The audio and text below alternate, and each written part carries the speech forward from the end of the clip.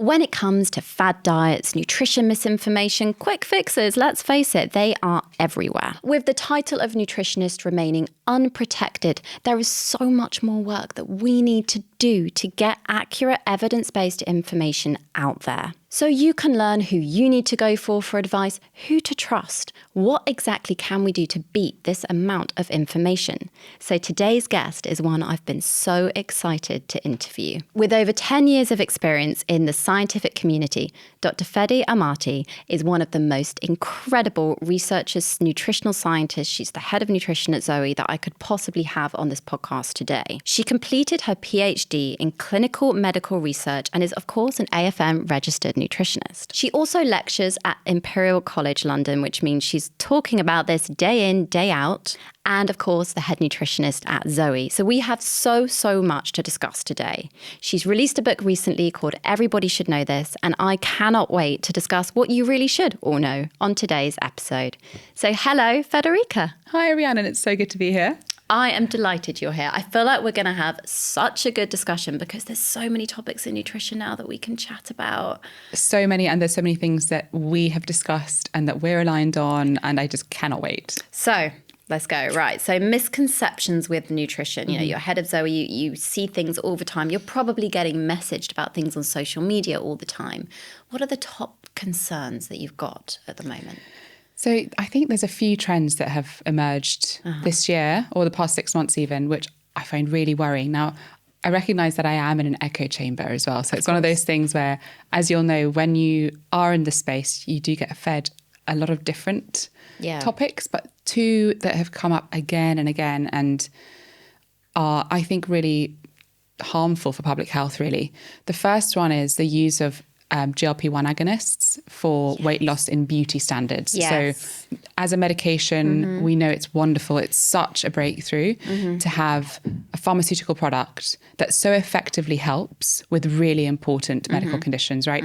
I'm absolutely, no one argues about that. Yeah. But the way it's being marketed and the way that it's being advertised like online. Like a miracle injection. People think, oh, I'm going to get that privately. Yeah, but it's like it's so irresponsibly done. So if you know, there's lots of journalist pieces that have looked at how easy it is to buy it online.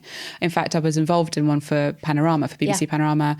You know, you can open Instagram, get an ad, purchase it online. It comes to your door with a discount. No sort of preparation, no care during treatment, and no aftercare, side effects. I felt like it was something that had started to sort of reduce a bit, but actually no, it's not at all. Like, it feels like the tide continues to grow in terms of people purchasing it online, it being marketed completely freely to audiences that frankly don't medically need it. No. Yeah. And it takes it away from people that do. And we've even seen it on TikTok. Do you remember that trend go around called Ozempic that came out? You know, lots of takes on the actual drug itself. It's gone mass. Yeah. And who was it I was chatting to? I think it was Professor Giles Yeo. Yeah. And he said, think about a drug that you can name apart from paracetamol, perhaps penicillin or something. And they're actually genuine things used to help people, you know, a variety of conditions. It's mass media because every person in the country probably knows the name of that drug. Yeah. Yeah, it's amazing to see how quickly. I mean, it only came out a year ago, right? That's crazy. So it's crazy to think in just 1 year how it's become part of popular culture. And when we really look at it, there's, you know, companies that have spent millions and millions producing and creating this drug who have real financial incentive to sell it. Yeah. They are a business. They need to make their money back. Their shareholders want to see their money go up. So there's this real incentive to sell it. And we have this still very strong culture of, you know, thinness is good. So there's pressure on people, and especially young people. So there's lots of teens that are signing up for Ozempic. And there was a worrying trend I saw recently of people taking Ozempic who then didn't realise that their fertility would increase. So those who are overweight or who do have obesity, their fertility is increased and they fall pregnant whilst taking the drug.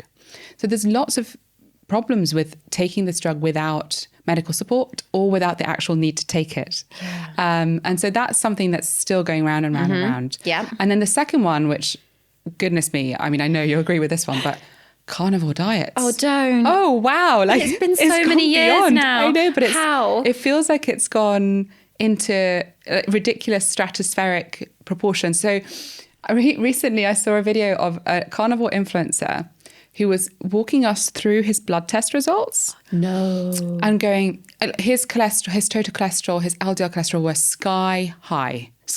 Terrifying. Like, very much within disease Abnormal. bracket. Yeah, above normal range. And he was like, but I'm not worried because it's fine. And it's like, what? So we've now gone from anecdotal sort of, look at me, you know, there's this really famous influencer who shows herself eating sticks of butter and eating like this platter of raw meat. And there's also lots of parodies nowadays, right?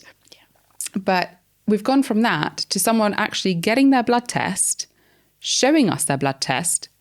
It's very worrying. And then saying, oh, but I'm not worried about blood tests because, you know, it doesn't matter. And then okay, so it's gone beyond can't that. even decipher blood tests are probably looking to this person thinking they know what they're talking about when they absolutely do not. No, and listen, LDL cholesterol is one of the best understood risk factors for cardiovascular disease. If there's anything we should all focus on reducing and making sure it's within healthy ranges, LDL cholesterol, right? It's undisputed. So it's that's very worrying. And where I don't usually get involved in these things, but where I sort of had to draw the line a bit was certain influencers started recommending a carnivore diet for infants and for weaning. You joking? No. And that my blood just absolutely boiled then. I haven't seen that. Yeah, I'm not going to name the person because No. I don't want to bring them any more attention, but it's happened twice. And literally, and you see, and what makes me sad is there's comments in the sort of video saying that, yeah, I'm weaning my child on carnivore, they're thriving, and, or, you know, really positive feedback on the experience. And then as you dig a bit deeper, it's like, oh, you know, my child's constipated, or they have been 10 years time, they they don't see the difference in their cholesterol levels and their heart health and the lack of fibre, their gut, everything. The risk of obesity is one of the awful. strongest links with too much animal protein in childhood, right? So that's where I thought, oh God, I mean, if you're an adult telling other adults, you know, eat this way, it's going to make you strong, and you fly in the face of evidence-based medicine, that's a problem. But if you then take that message and encourage them to apply it to their kids, that's like a different level of problem. Makes me feel overwhelming sadness. I can't even, and the problem is when you do try to address it. So several years ago, I'm talking 2017, I was talking about carnivore. I got attacked, and I mean viciously attacked. They're such strong communities. Yeah. And then last year, I got my own little feature on one of these carnivore people's page. This nutritionist, Rhiannon, she's terrible. She talks nonsense. You know, I'm going to keep selling you need my powders every morning. You need my MCT powders and my collagen. She's, you know, the camps online are terrifying. Yes. I mean, the amount of people that come on and go, you're not even a real doctor. What do you know? Farmers paying you, blah, blah. And I'm literally big farmers paying everybody. And then some of the comments are actually quite funny. So somebody was like, what do you know? Vegetables literally rot in your gut. I was like, do you mean fermentation? Because that's kind of the point. But so you have to have quite a thick skin. I mean, you have such a big platform, and you have several platforms. I don't know how you do it. But yeah, they do come out and they will attack. I know. Even when actually the purpose is to try and provide evidence-based public health advice to reduce the harm. Because the problem is these kinds of trends can actually directly cause harm. Well, they are already everywhere, like you said, with infants. If it's filtrating down to the next generations, the spread of misinformation is just wild. Well, we need to do something about this. So we will later in the year. We're going to get this to Parliament. We're going to do everything we can to get regulation online. Can I ask you on a whole side topic? We could talk about that forever. I feel like we'll come back to it. Let's talk about personalised nutrition. Yeah. So obviously you work for Zoe, and there's a lot of people out there that say, look, we're not there yet with personalised nutrition. You know, we don't have all the answers. So what's your view and take on it? Well, I think start with personalised nutrition is something that as nutritionists or dietitians we do every day. Yeah. So, you know, it's this idea of listening to the person, what their goals are, where they are in their health journey, where they are in their life course, and then really tailoring advice to help them reach the goal they want to get to and to the underpinning values, hopefully for most of us working in the industry, is to help that person live a healthier and happier life, because so often relationship with food can be fraught. Yeah. I mean, with everybody, they've got a relationship of some description. Yeah. And, not everybody has a happy relationship with food, right? Especially nowadays. So what we do at Zoe and what we kind of look at really is we want to be able to personalize nutrition advice to values that matter in terms of long-term health. So what we do differently, and it's true that the science is fairly new in the sense that there's lots of different approaches that have been tested. So some personalized nutrition approaches, such as epigenetics or looking at different factors in someone's makeup, usually DNA, don't have quite as high a success rate. So they don't seem to produce the results that perhaps you'd expect from a successful dietary intervention. What we've done at Zoe, and this is led by Professor Sarah Berry, who's our chief scientist, is we really look at these measures of postprandial response. So what happens after you eat a meal? Yes. Now, if you think about our metabolism as the system that helps us to absorb, store, and use what we eat, these after meal responses give you an indication of how efficient, how effectively that system is working, basically. So that's the principle of the personalized nutrition that we are doing at Zoe. And what it helps us do is understand on the spectrum of health, for your age, for your biological sex, and taking lots of other information we ask through questionnaires, a validated food frequency questionnaire, which gives us an idea of your diet. We're able to say, okay, here's this identical cookie, which you will eat, and it's really high in fat and sugar, by the way. So we're challenging your metabolism and we're seeing how well it responds. And then we can map that compared to people who are similar to you and tell you like, okay, this is quite good actually, or this could be improved. And based on that, we say, okay, let's take all of these foods and see how we think, how we would predict you will respond to those foods. So what we're helping people do is choose foods and meals, really. It's really more about composite meals with Zoe. It's all about adding more food to your plate and understanding how to combine foods.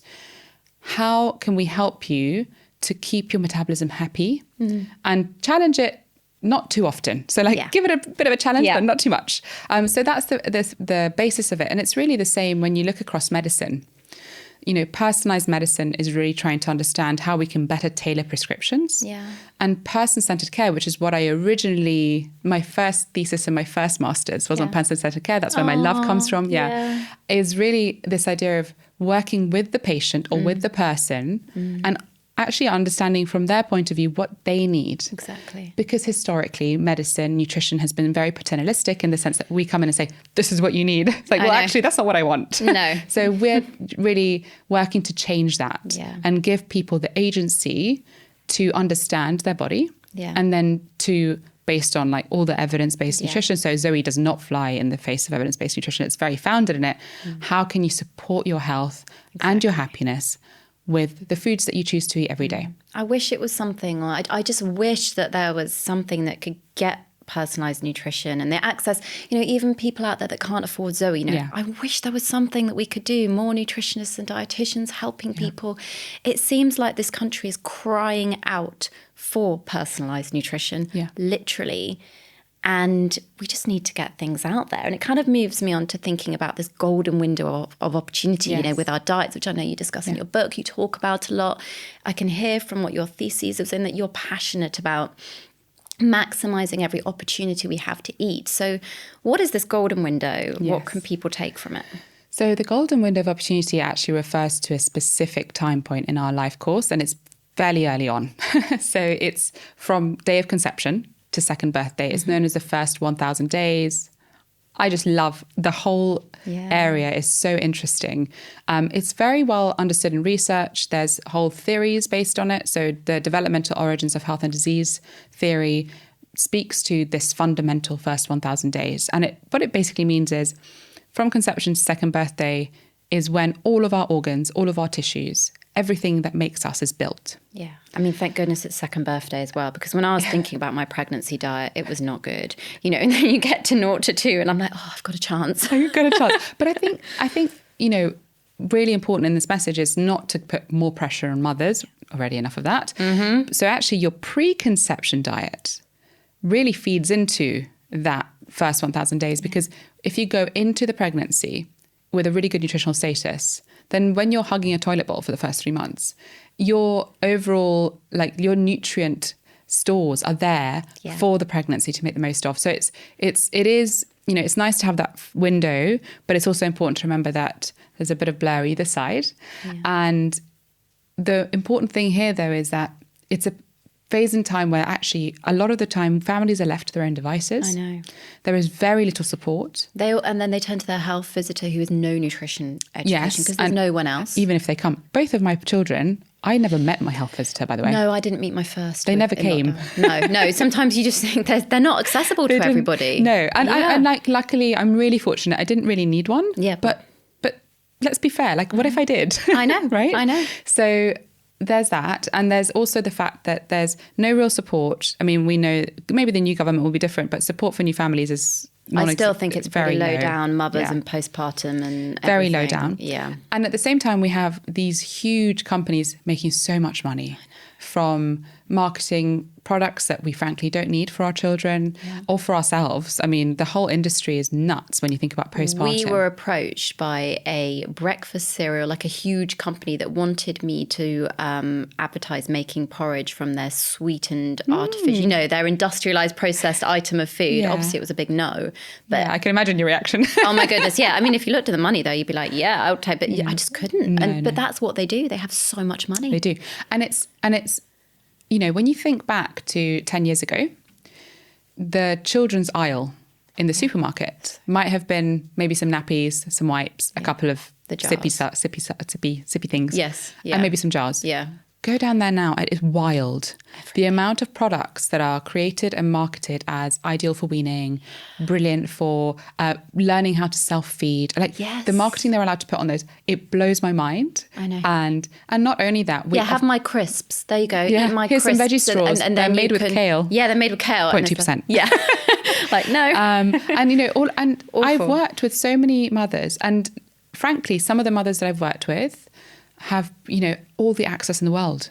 They're well educated, they're wealthy, and they are feeding their children these foods because they think they're doing the best. They're like, well, it's supposed to be the best for their age and it's got this. And I just think how have we let this happen? I know. It's such a vulnerable time of life. Yeah. When you're a young mother, it is so hard to know what's best for your child.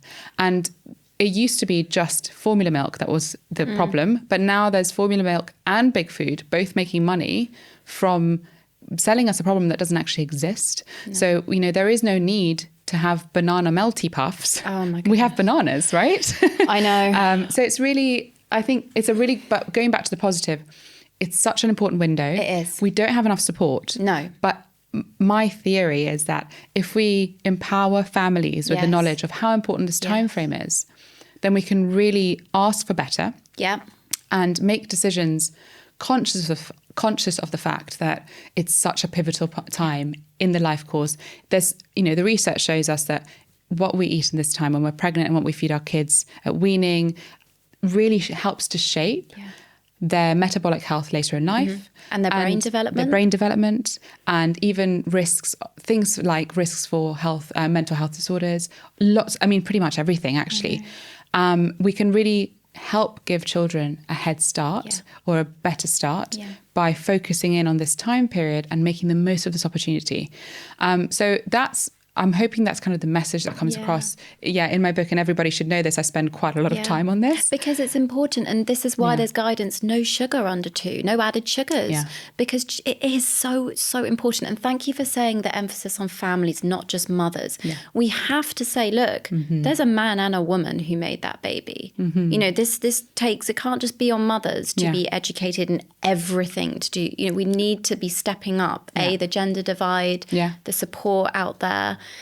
I get very passionate about it too. Oh, listen, it takes 2 to tango. It does take 2 to tango. And for some people, you know, some women will choose to have children without a partner. Of course, which is amazing. Yeah. And that's why, in a way, we also need to make sure that society is supporting. Because let's be fair, when we're older and we're retiring and we're getting a bit dithery, these children who we either choose to support or not are the ones that will be helping us. They will be our doctors, our nurses. They'll be the teachers teaching our grandkids if we have them. So it's very, we have to think more Big picture. long time, linear. We know thinking about just us now, right now, isn't going to help us in the future. Our future selves need these kids to be healthy and to be happier and to have good mental health and to be able to support us as an aging population. Let's be fair. We're an aging population. There should be a government campaign saying, look, between 0 to 2, it is so important. And there isn't one. And I find that very interesting. And I saw in the news last week, slushies, ice slushy drinks can kill a child. And I knew that, not to give my kids slushy drinks. But I've gone to so many birthday parties, I'm talking under 4, where there's no water available. Yeah. And there's tokens for slushies. Wow. So that's so funny because just this weekend, I was at the playground with my kids and my 6.5-year-old has never had one. No. And they're always there, the machines with these big, we go bright past it, blue. Trampoline parks, they're always there, yes. And she's like, Mummy, why can't I have a slushie? And I said, there's very few things that I will absolutely put my foot down with. That's one of them. And one of them is certainly and I explained to her, darling, it's just crushed ice with so much sugar, so many colourings. Glycerol, isn't it? So much glycerol, so many added things that are not good for you. You will feel rubbish. Yeah. And, she's like, she had a bit of a fight and then she's like, okay, I said, I'll make you one at home. I will blitz some ice for you. Crush a watermelon up. Put some fruit in it, a little bit of honey and you're there. But it's amazing, It's amazing. There's just, the food environment makes it so hard to actually even if you are trying,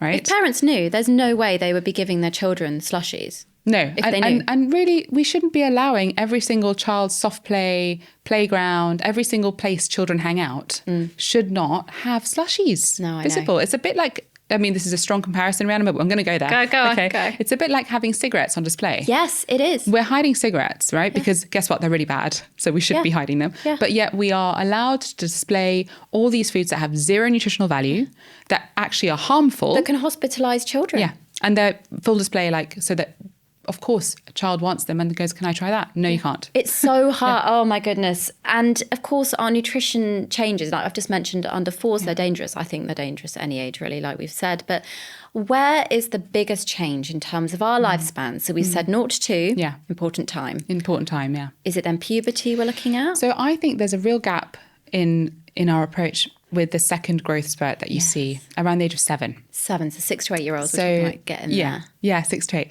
So there's this massive growth in the lymphatic tissue at this age. So when we think about our immune system, our lymphatic tissue is what helps circulate the immune cells, as you know. So it's a really critical time point. Lymphatic tissue growth is the highest it will ever be at this time. And there's also a musculoskeletal growth as well. But I find the lymphatic tissue super interesting. So this is the time where the children's immune systems are fully primed to grow and to understand where they're going to be needed most. So when we think about this, first of all, from a nutrient requirement perspective, we know that building nutrition requires really good quality fats and really good quality proteins. Yeah. And so there's this growth spurt, which we traditionally think, growth spurt, proteins make sense, fats make sense, great. But then there's this added layer of, because our immune system is so dependent on a healthy gut microbiome to understand what's a threat, what isn't. Yeah. What are we preparing for? Do we need inflammation? It's a time where we need to focus in on making sure that we're providing adequate fibre for our children and diversity of fibres and polyphenols, which is the colourful chemicals in fruits and veg.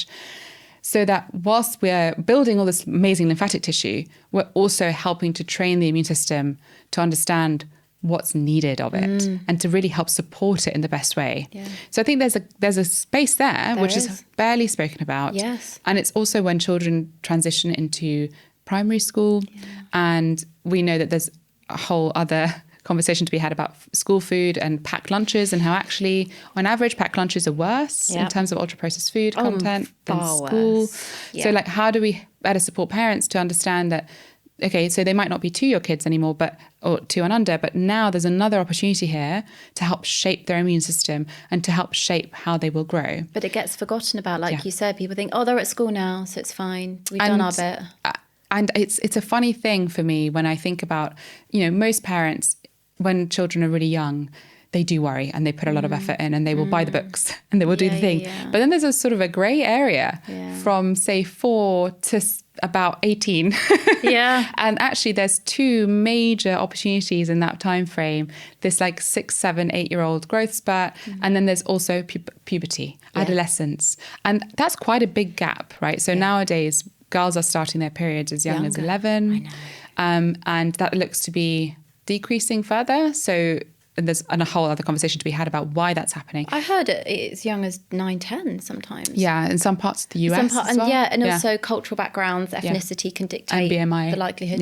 Weight. So there is this we've suddenly gone from thinking about it for children and boys and girls aged sort of 13 plus to actually it's younger than that.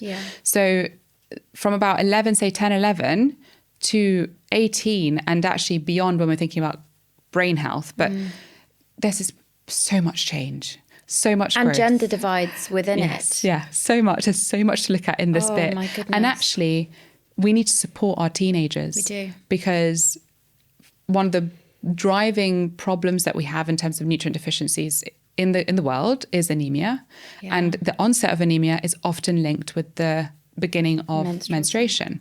And so if we can get ahead of that when the children are still young, it will massively help their school performance, their health, their growth, cognitive ability, name it. And similarly, like with boys, it's slightly less nutrient specific, but there's so much change there as well. And supporting teens through these changes with adequate nutrition is such a gift for them. Not only for their future selves, I think this is really important, but for their experience of that time. Because mental health conditions, over 75% are diagnosed before 24. And now we have this very odd period of humanity where, teens have peer pressure, social media pressure, exam pressure. They're recovering from the pandemic, so social isolation. It's a real complex picture. And for me, it's actually the group that really needs the most support right now is teens. It's an epidemic of mental health that we have, and we can do so much with their diets. We know from SMILES trials and things that, the quality of diet can impact how they cope with these things. So, okay, pretty heavy stuff, but very, very important to cover the fact that start as young as you can to get these habitual things in, because it just gets harder with all the external influences that, you'll have parents saying, but I can't control what they do at school. Yeah, absolutely. But I can't. And that is true. But if you build the foundations, let's try and focus on that. That's it. And at the end of the day, even a lot of children will have breakfast at school, lunch at school, and sometimes tea. And of course, working parents, it's so hard to be a working parent. So mine don't have to do breakfast club. It's like you just have to. So, but let's start with the home. So let's start with building the environment that you hope to see at home. And so it might be that at home you have the health environment you want, and then they might go to school and it might be completely different. But laying the foundations with home does help. And there's lots of really nice studies about this, showing how if you change the food available in a household, it does change overall health behavior. So even if it doesn't feel like it, often parents say, I have this beautiful food, I make this like chia pudding, and they don't even touch it. It's fine. Exposure is actually key. In the same way that exposure to the latest advert from a fast food chain works. Exposure at home to these foods, making a fruit bowl normal, making, mixed nuts, if there's no allergies, normal, as things that are available to you, really does help to change behavior. So the fruit bowl thing's so interesting. I'm going to use an anecdotal story. So my husband, when I met him, he won't mind. He's my biggest success story. We've been together nearly 14 years. It's a long time. But he didn't eat any fruit or vegetables when I met him. At all? No. Wow. And they didn't really have a focus on fruit in his house. And obviously he eats it all now because it's exposure. He's got used to being around me. We used to have arguments about it. I'd walk out at the start, I'd be like, I'm not chopping your carrots any smaller to go in this bolognese. Like, it was just ridiculous. But it's true, because if you see we've used a really posh example of chia seed pudding, but if you use a chia seed pudding, if that's in your house, you know actually what it is. If you've never seen it before and you're going out into the shops, it's not going to be an alien object to you. I don't like chia seed. No, but that's an expensive I don't know. It just came to my example. head. But you know what's funny? Like a really simple example is ice lollies. Yes. So my daughter at the moment actually has a cough, so she's got a bit of a sore throat, and ice lollies really soothe her throat. I make them at home. I buy frozen fruit, which is a lot cheaper to buy than fresh berries. Yes. Fresh berries are a bit outrageous.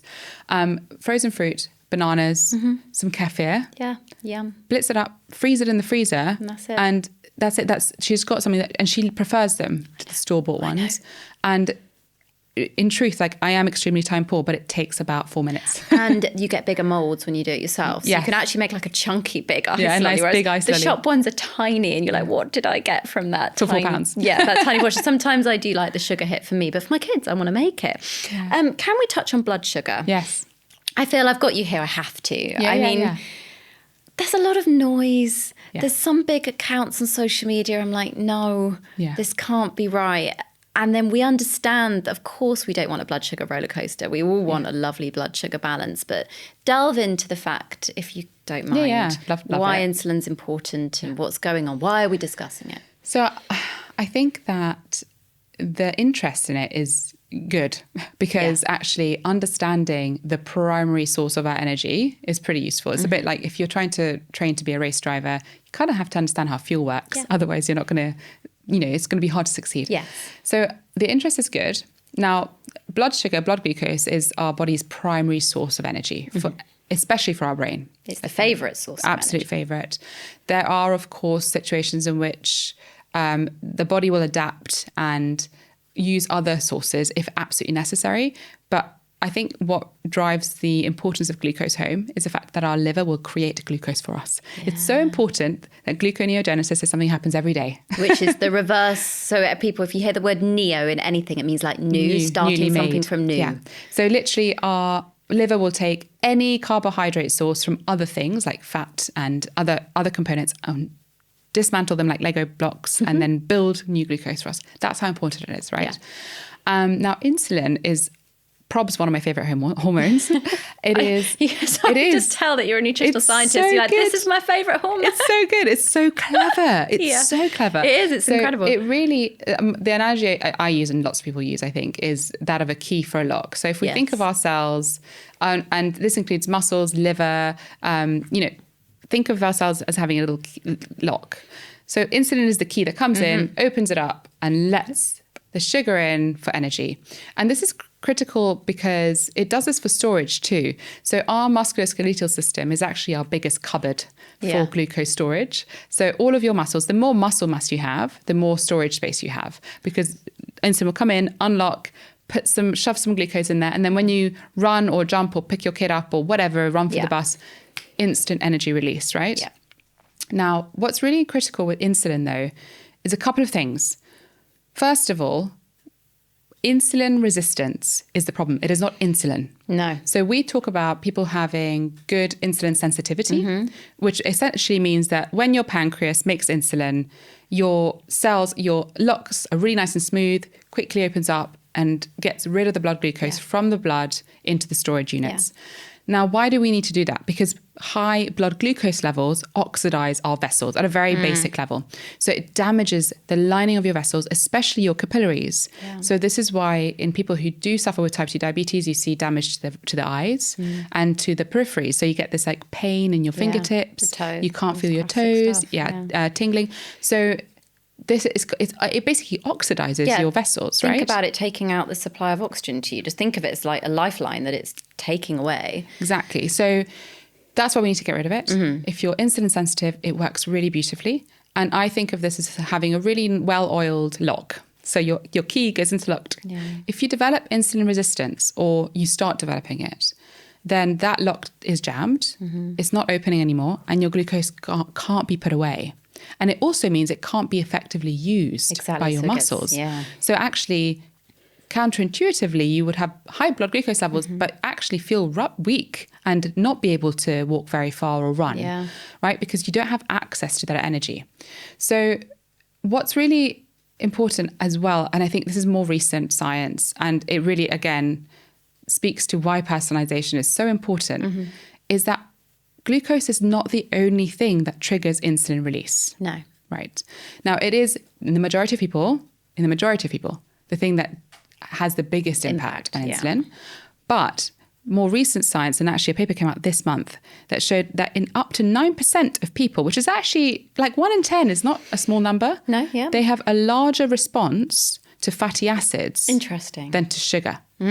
So going back to carnivore diet, Yeah. if you're eating sticks of butter and you're 1 in 10, in your coffee you in the are morning. going to actually, you're going to put yourself at risk of insulin resistance. And we do actually see in carnivore diet, by the way, in people with carnivore diets, they tend to have higher HbA1c, so they have higher blood glucose levels, more insulin resistance.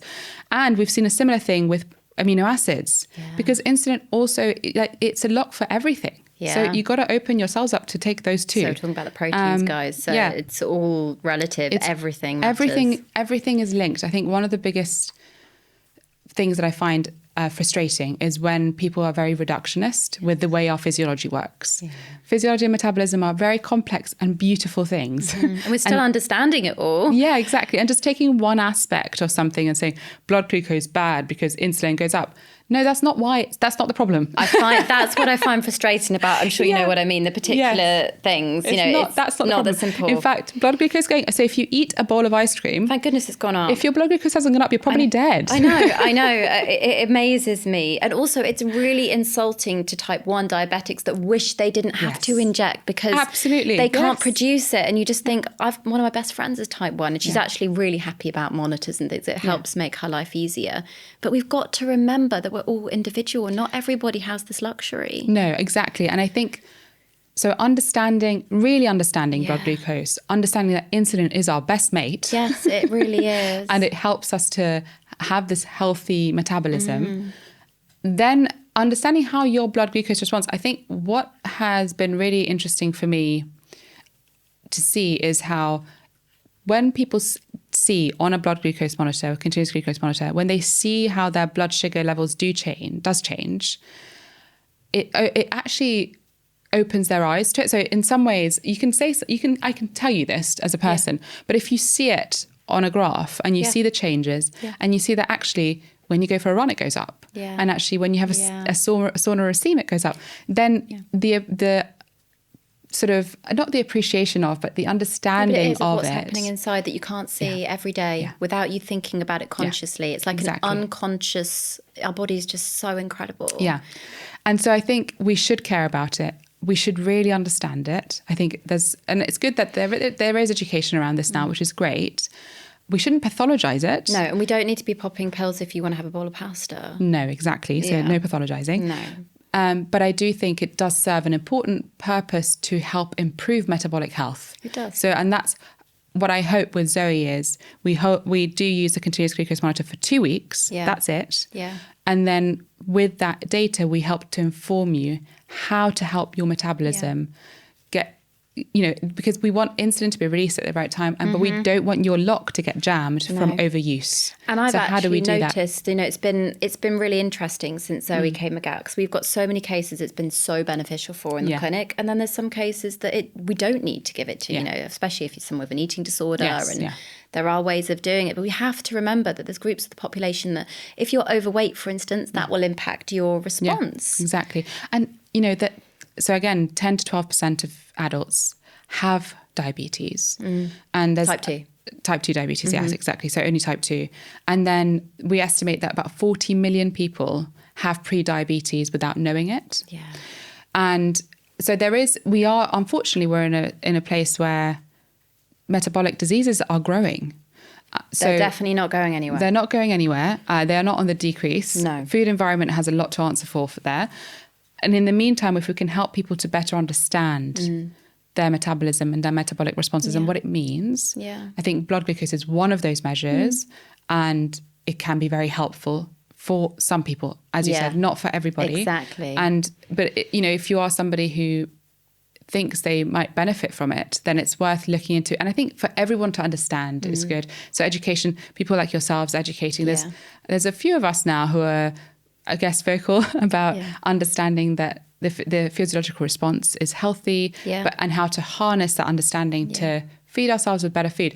And I think what's important to say here as well, Rhiannon, is that the foods that are going to support your blood glucose are the same foods that support your health The Mediterranean diet, let's be honest. Let's be honest. It's nothing new, right? No, it's nothing snazzy and new. And it's like when you said we pathologize things, we put the emphasis on individual items. Things like coffee, let's use that as a good example, because I think people blooming love coffee. We just can't get enough of it in this country. So just you love full coffee. disclaimer. I'm on the fence, and since having kids, I have resorted to coffee because I know it. I get a real buzz from it. It really helps me have sensitive. one. Yeah, I'm very caffeine sensitive, but it's because I never had it before, really. But is there now new research, that it could actually be negatively impacting us? Yeah. So this is really interesting. This is like anything, right? Okay.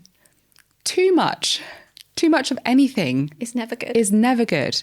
Now, what's really interesting about coffee is that the overwhelming evidence is that drinking coffee is good for us. Yeah. Now, I want to make clear that decaf coffee is just as good. Yeah, because it wouldn't be good for me to be drinking coffee every day, and so many of my clients do not need that much caffeine. This is the key thing. It's not the caffeine, right? Exactly. So now, as you just pointed out, you're caffeine sensitive. It is genetic. Yeah. It's actually interesting. One of the things that 23andMe screen for is this gene. Yeah.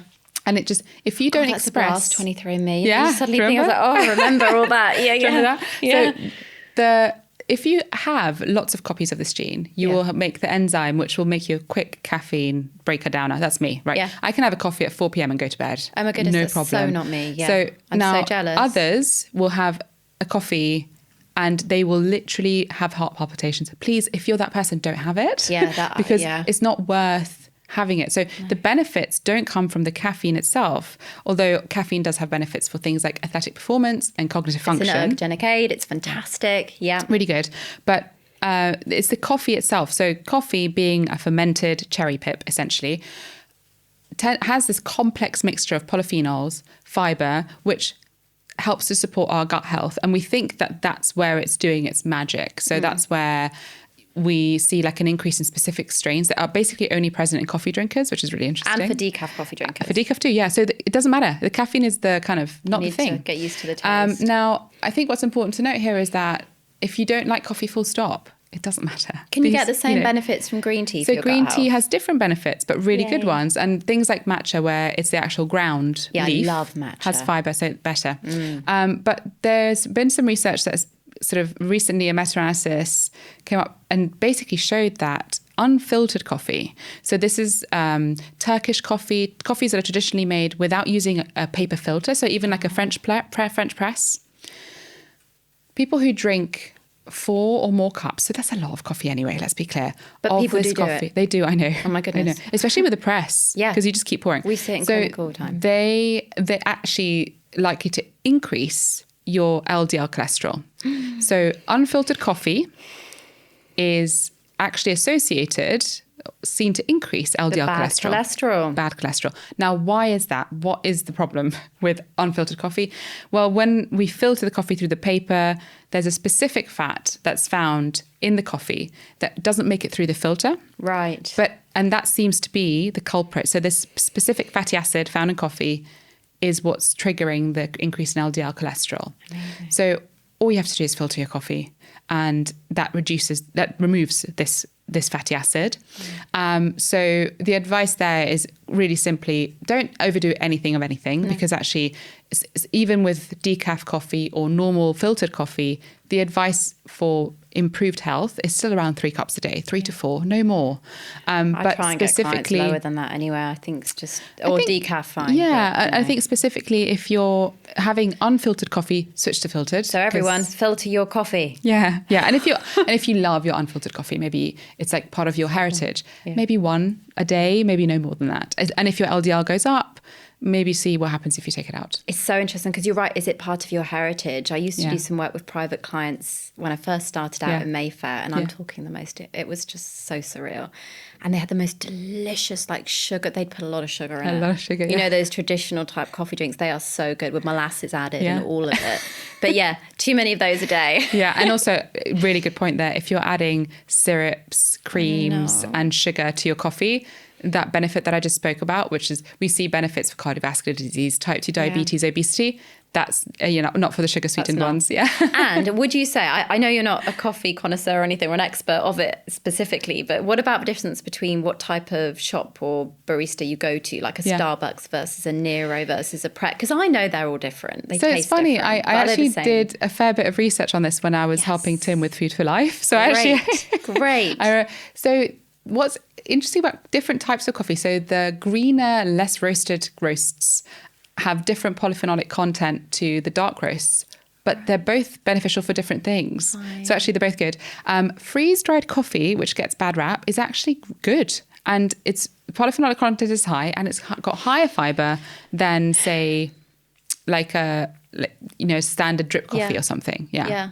This whole frozen, it's so interesting. One of the most popular social media reels I have with another podcaster, Shivani, I had a clip saying, just love your freezer. All I said was, love your freezer, put berries in your freezer, and the outrage it caused. And I mean millions of views of people saying, and I think there must be a religious reason or a cultural reason against frozen food. Because there's certain ancient medicinal systems that believe food should be warm, or these types of things. But the outrage I got against it by just delivering the nutritional fact that actually frozen items can be really beneficial and save your wallet. Can be better. That's what I said. But I'm not going to use that for the clip today because I'll get more hate. But it's just it's so interesting. It is interesting, and I think that's really hard because we live in a country where, frankly, our climate does not support the growth of lots of things to be delicious. So having frozen foods that are frozen on the field and then are more affordable actually than their fresh counterparts. Yeah. And B, nutritionally, they withhold so much more of the beneficial vitamins and nutrients that we need.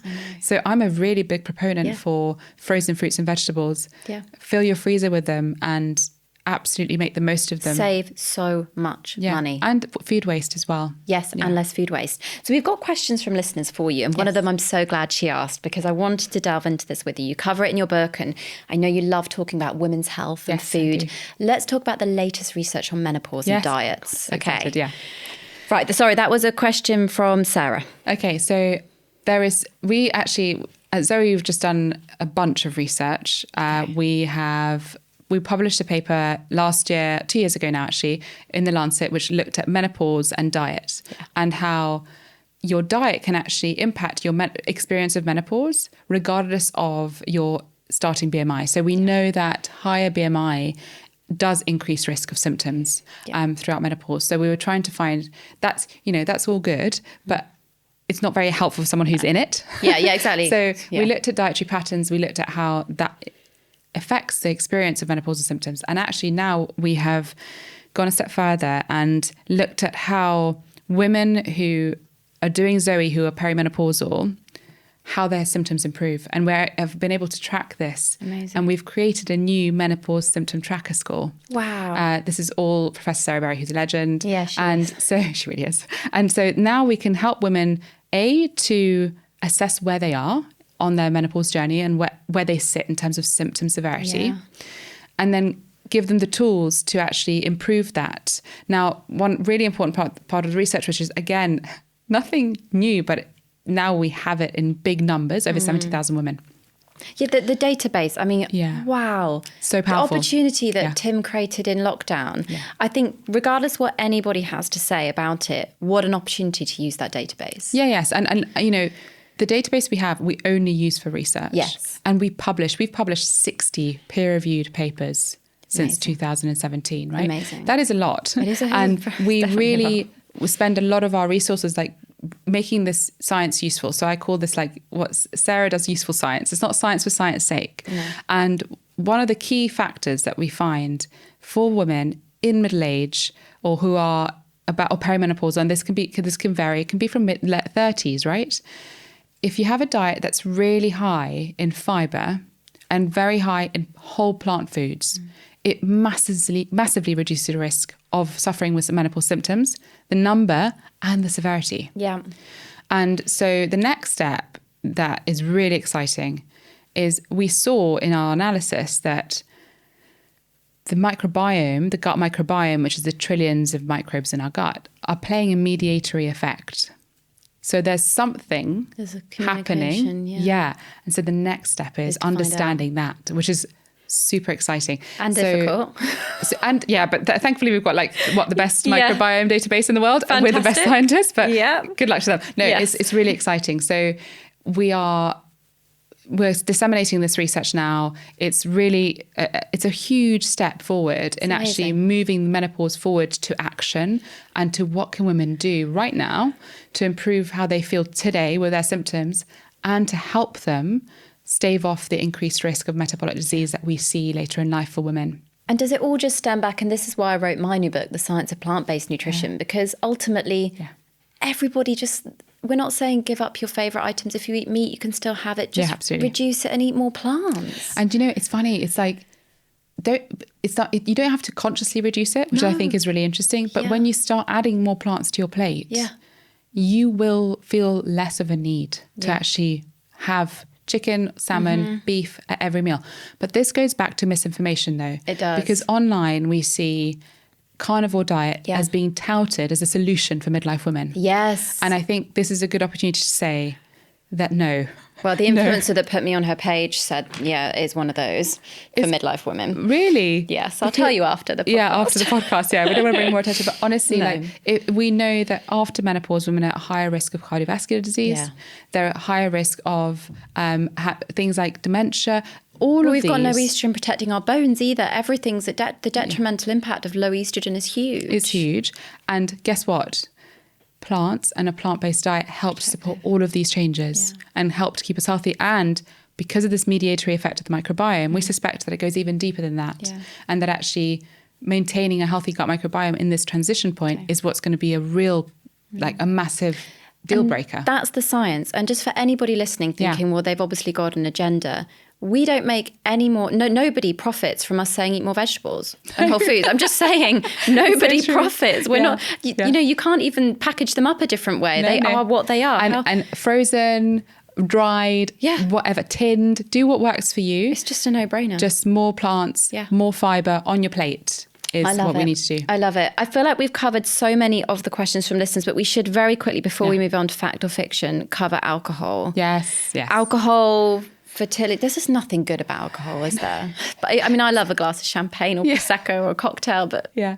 So I think we have to take a step back here and just consider the fact that alcohol is intrinsically part of our societal structure. So it is. So I guess when people say, there's no benefit to alcohol, I would say that there's different layers of benefit or harm.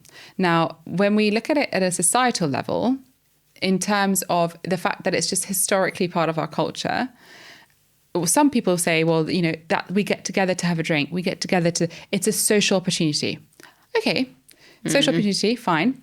But when we look at the impact it has on society in terms of harm, it is by far and away the most harmful drug of all of the drugs. It causes car crashes, it causes violence. So, Professor David Nutt, absolute legend, he did this analysis, which he got kicked out of government for, which showed that alcohol, in terms of impact on society, negative impact on society, and negative impact on the individual, outstrips all of the drugs several-fold.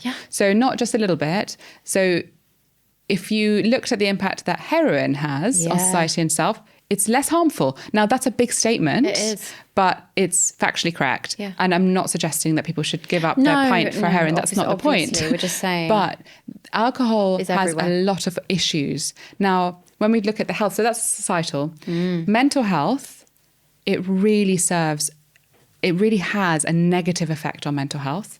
And in countries like the UK, where it's such a part of, social gatherings, it essentially acts as a crutch for so many mental health issues. It does. And so we are one of the countries with the highest rates of alcohol addiction. We have so much untreated, undiagnosed, frankly, addiction. And it's a real problem, and it's impacting all of the generations. What's really interesting when we look at elderly care, so often an older person who is having a lot of problematic falls, memory loss, if you ask them to reduce their alcohol intake overnight, they transform. So it's transgenerational. Now, what's quite nice to see is that now younger generations seem to be drinking less alcohol. Thank goodness, because I was never a big drinker because my parents never drank. But I'm in like the 2% of the country. Exactly. But that will make a difference. So like having a society where not everyone's drinking all the time and it's not part of every single social occasion. You know, I'm Italian. In Italy, we don't go for just a drink. Yeah. You have a meal. I know. And then possibly some wine with that. It's funny, but it's never a thing to have just when we first moved here, I remember my parents were outraged that people were just standing outside on pavements in pubs drinking with no food. Julia Crouch, she's a journalist, came on. I love Julia. She's great. And she would speak saying, we'd rather go for gelato. Yeah, absolutely. And then a stroll, That sounds better. So there's that. And then on a health, we haven't even touched the health, right? So it's got all these problems. And then on a health level, the evidence is clear. It's a carcinogenic neurotoxin. If you're trying to conceive, it's also a teratogen. So these things mean that it's causing cancer. So there's only a handful of things that are class 1 carcinogens that we consume.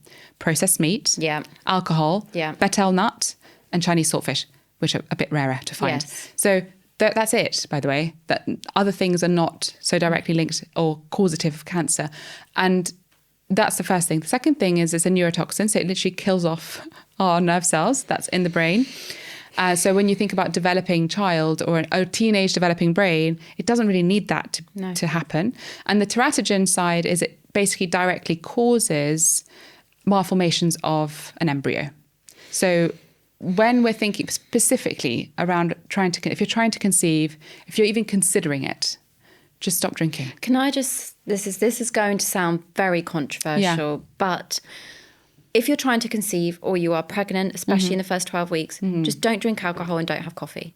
Is that controversial for me to say? Not for me, but it will be for, I think the problem there is that people get very obviously upset by being told what to do. Yeah. So the way I frame it is that alcohol 100% is a clear risk factor. I know.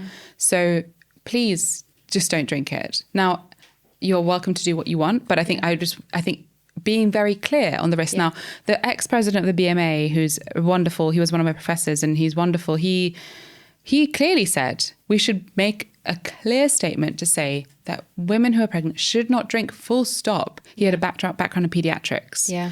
And the reason why it's not been made clear, we have another podcast for that about other things that implicate what's going on there. Of course. But when it comes to coffee as well, like coffee for me is like risk reduction again. So caffeine is a vasoconstrictor. So it makes your vessels narrow. Yeah. When you're trying to build a new placenta. Oh my goodness, I can't. You're just so knackered. It's just like physiologically, when we think about what these things do, if you want to reduce risk, simply cutting them out is the simplest approach. Yeah. And it's only for a limited period of time. Exactly. So just reduce your risk. Take it off your shoulders. It's about reducing risk. So that's kind of where I sit on it. And it shouldn't be controversial. Unfortunately, even within medical practice, it's rarer now, but it's not unheard of to hear your doctor telling you that it's okay to have a drink. I know. When you're pregnant or when you're trying to conceive. And I think it's well meant. Of course. But it's fundamentally not evidence-based. And, obviously when I said that, and I hope everyone listening knows I have a lot of compassion, of course, for everyone's unique love and what they need to bring them joy in their life. But if you're my client in my clinic and you are slightly worried or you really want to do what's best for you and your baby, that is the advice I always give. I agree. And I think with alcohol overall, Rhiannon, it's like, it's part of our culture. If you don't drink, please don't drink. That's great. Yeah. If you think you can live without it, great. Yeah. If you have the odd drink, I think this is where the switch is. If you can enjoy the odd drink, and this is key, if you can enjoy the odd drink and have one, because that's the mental health aspect, then the relative risk overall is going to be small. Your absolute risk of whatever you're worried about, whether it be cancer, cardiovascular disease, is relatively small. But it's finding out whether you're one of those people all or nothing that can just have a glass of red wine with dinner twice a month. That's me. Yeah. But I think we're quite lucky. We're very lucky. So, and if you're not that person, then know that every time you drink an extra unit, it's a risk. Your relative risk and your absolute risk are going to increase depending on where you sit for other risk factors, which most of us don't know. No.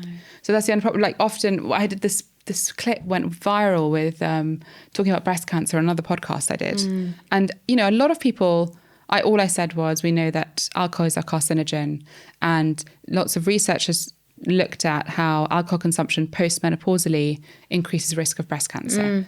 So stating that's just factual. Yeah, it's just as it is. And a lot of people in the comments said, I've never drunk a drop and I had breast cancer, or my we're not auntie saying- who drinks every day had. Yeah, and now it's so I think hard. that's where understanding the difference between absolute risk, relative risk, and knowing that essentially always trying to suggest here is like, if you want to reduce your risk, now you might be someone who's already got low risk, so the relative reduction is going to be pretty small. But we don't know that. Look, you can live your life. There's people out there that use the argument, I smoked my whole life, I never got cancer and I lived till It's like 100. N of one. Yeah. So, there's always that. Right, let's do our fact or fiction round. Are you ready? Yeah, I'm ready. Let's go. Okay, here we go. Everyone's gut microbiome is different. True. Poor gut health can be associated with diseases such as obesity, irritable bowel diseases, and cancers. True. There we go. Drinking coffee reduces microbiota diversity. False. We've discussed that one. The first 1,000 days of life is the most important for maintaining good nutrition. I think it's the most important for laying the foundations, but I think there's opportunities throughout the life course to maintain good nutrition. Thank goodness. Each life stage has unique opportunities for nutritional intervention. Absolutely. We're too in sync for this. As we age, our bodies get less efficient at absorbing and utilising nutrients. Absolutely. The diet of young people is the worst in the UK. Yeah, unfortunately. I know. Even in America. So I think we're pretty much twinsies with the US. The latest figures from the UK are quite scary. It's shocking, yeah. Children learn how to eat from their parents and guardians. I think true, but also from schools and society and adverts and TV and cartoons and games. So let's all take a step back and make sure that we stop pushing games out where teddy bears have to eat candy to get points. Thank you. And Peppa Pig, can you stop guzzling orange juice in like huge quantities? Because my 2-year-old then just wants orange juice. Yes. To lose weight, just eat fewer calories. I mean, in the short term, if you want to be hungry and lose weight, sure. In the long term, if you want to be healthy and maintain a healthy weight loss and healthy metabolism, no. There you go. Exactly. Diet can affect fertility. Absolutely. Yeah.